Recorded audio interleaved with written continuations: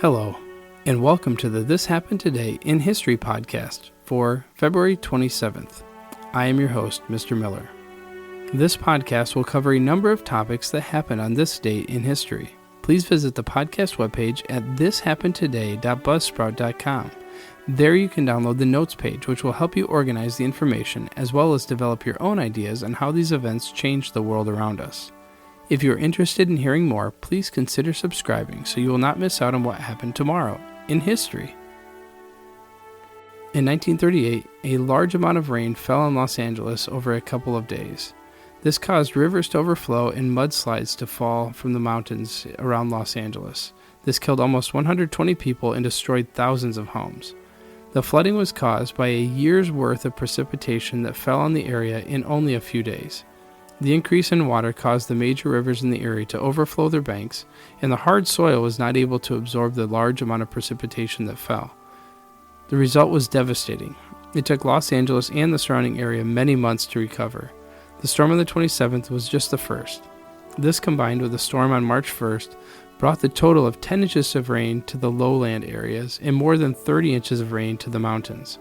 Mud, boulders, and uprooted trees all came down and destroyed more than 5,600 homes, with another 1,500 or so damaged. In response, the U.S. Army Corps of Engineers began plans to divert the overflow into flood control and debris basins.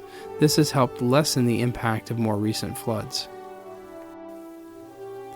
In 2010, an earthquake measuring 8.8 on the Richter scale struck Chile, with more than 70% of the country experiencing the earthquake. The death toll exceeded 600, with many more injuries.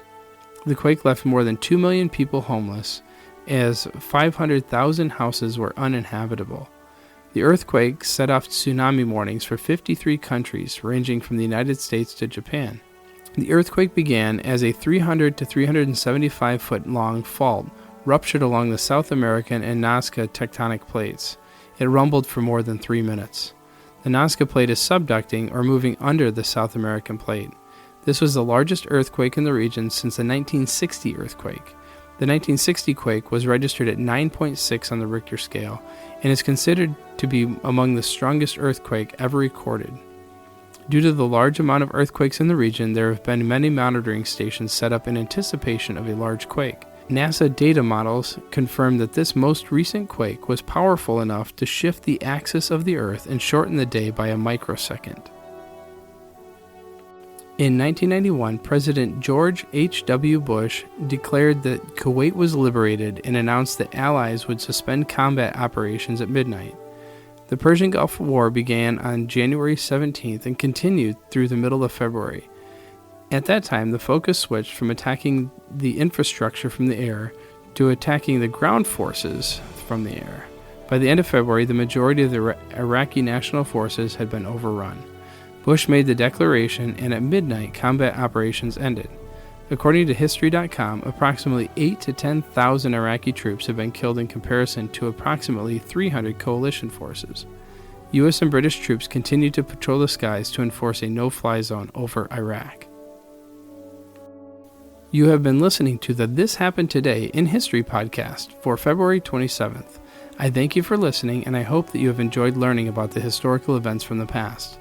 Thank you to the following websites for the information regarding today's topics: thepeoplehistory.com, the LA Flood on wikipedia.org, the Chile Earthquake on britannica.com, and the Persian Gulf War at history.com.